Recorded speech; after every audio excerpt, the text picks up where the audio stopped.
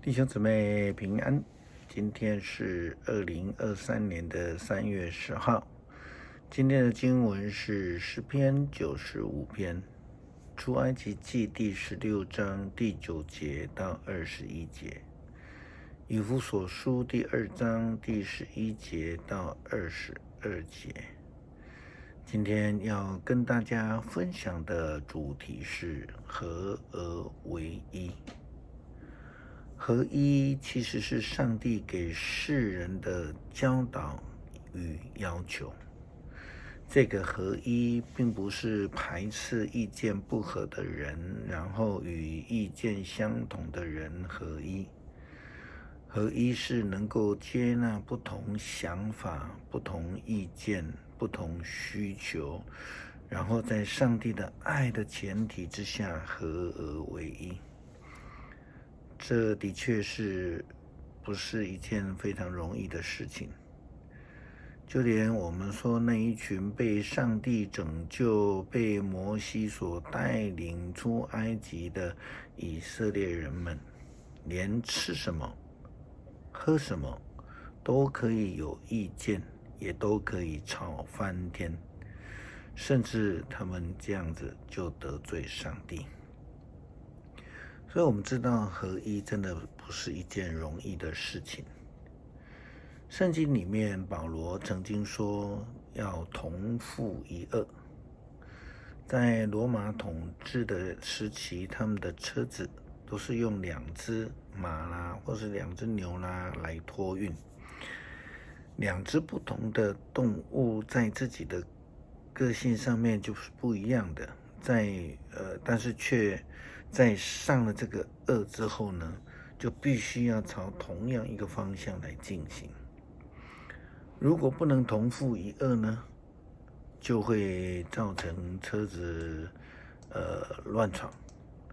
那这个时候呢，主人就会用鞭子来抽，来教训他们，希望他们能够回到正轨。这个部分我们可以称为是教导。最后一个可能性就是，如果真的还不能导正的话，马匹或牛就会被换掉，那就是说失去了机会。回到出埃及的以色列人的身上，昨天我们的经文谈到，他们在这个以琳跟西奈中间的逊的旷野，在那里抱怨上帝，他们怪罪上帝，因为他们自己没有办法得到满足了。但是从那一天开始，上帝就从天上降下了玛拿，让他们不至于饥饿。这个玛拿在希伯来文中的意思是什么？或是说这是什么？意思就是说，以色列人根本从来就没有看过这样的东西，上帝却有用这个鹌鹑带来不明的物品来养活这大群不驯服、不能跟摩西同负一轭的以色列人。圣经出埃及记16章记载了当时候的情景。摩西对亚伦说：“去集合全体人民，站在上主面前，因为他已经听到他们的怨言。”当亚伦对全体人民讲话的时候，他们转头向旷野观望，然而看见上主的光辉在云端显现。上主对摩西说：“我已经听见了以色列人的怨言，你要告诉他们，在傍晚他们有肉吃，在清晨他们有足够的食物，这样他们就知道我是上主他们的上帝了。”傍晚，一大群鹌鹑飞来，多得把全营都遮盖了。清晨，营的四围都是露水，露水一蒸发，在旷野的地面上就有一层的薄薄，像霜衣这一类的东西。以色列人看见这东西，不知道是什么，就彼此询问说：“这是什么？”摩西对他们说：“这就是上主给你们的食物。”昨天的经文里面，上帝已经交代了以色列人那个捡拾玛拿的一个规定，每个人都按照自己的分量来捡拾，不可多拿，否则会坏掉。在安息日之前的一天，上帝则允许他们捡拾2天的分量，以避免他们在安息日仍然需要工作。摩西再度的提醒以色列人有关于上帝的吩咐。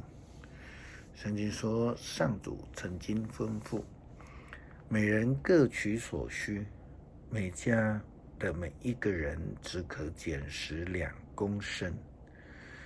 以色列人照着吩咐做了，有些人捡得多，有些人捡得少。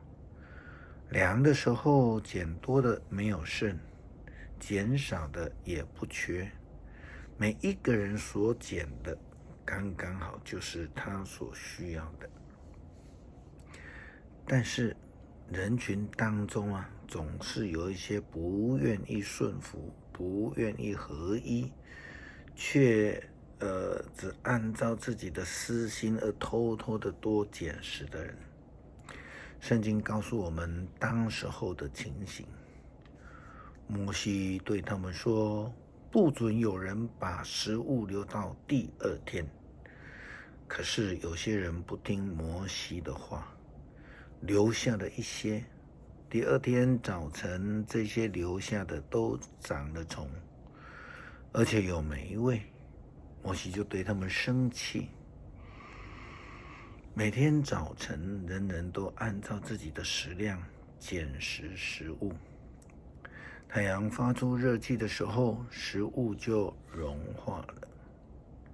基督徒也相同，在领受上帝的恩典之后，却不愿意与人分享上帝的恩典，甚至更进一步的在群体当中，他们不顺服，谋取自己的利益，如同以色列人一样。以弗所保罗这样的劝勉，并勉励基督徒：你们生而为外邦人，要记得过去的情况。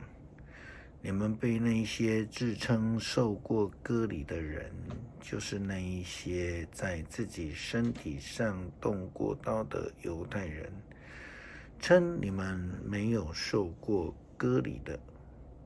那时候你们跟基督没有关系，是外人，不在上帝选民的行列里面。你们在上帝应许给他子民的约上无份，在世上没有盼望，没有上帝。你们这些从前远离上帝，现在却跟基督耶稣结合的人，借着他的死已经接近上帝。基督亲自把和平赐给我们，他使犹太人和外邦人合而为一，以自己的身体推倒那使他们互相敌对、使他们分裂的墙。犹太人以割礼作为依归来轻视、排斥外邦人，这是不应该的事。但是相同的，那些从外邦进入到救恩里面的人，也不可以排斥犹太人，因为所领受的救恩就是和平的救恩。基督徒应当要在救恩里面追求合而为一。保罗这样说，他废除了犹太律法的诫命规条，为要使两种人借着他的生命成为一种新人，得以和平相处。借着在十字架上的死，基督终止了这种敌对的形态，借着十字架使两者结为一体，得以跟上帝和好。这样，基督来的目的就是要传和平的福音给所有的人，包括你们这些从前远离上帝的外邦人和接近上帝的犹太人。借着基督，不管是犹太人或是外邦人，我们都能够在同一位圣灵里来到天父的面前。这样看来，你们外邦人不再是外人或是陌生人，你们是上帝子民的同胞，也是上帝一家的人。保罗将得到救恩的人比喻成为一栋建筑物，一个家，是连结在耶稣基督的救恩里面的。因此他又教导基督徒说，跟犹太人一样，你们也是建立在使徒和先知的基础上，而基督耶稣自己是这一家的基石，依靠他，整座建筑得以互相连结，逐渐扩大成为圣殿，献给主。依靠主，你们也同被建造，成为上帝借着圣灵居住的地方。是的，在耶稣基督救恩的基础上，我们只有合一，没有其他的方式，否则这个房子就无法连结在一起。诗篇95篇，来吧，我们来颂赞上主，来向拯救我们的保护者欢呼。我们要以感谢的心到他面前，我们要向他欢唱颂赞之歌，因为上主是大能的上帝，是超越万神的大君王。他统辖全地，从最深的地穴到最高的山峰。他管理自己所造的海洋，他管理亲手塑造的陆地。来吧，我们来俯伏敬拜他，来向他创造我们的上主跪拜。他是我们的上帝，我们是他牧养的子民，是他带领的羊群。你们现在听他所说的话吧，不要顽固，像当年在米利巴的祖先，不要像他们在旷野在玛撒时一样。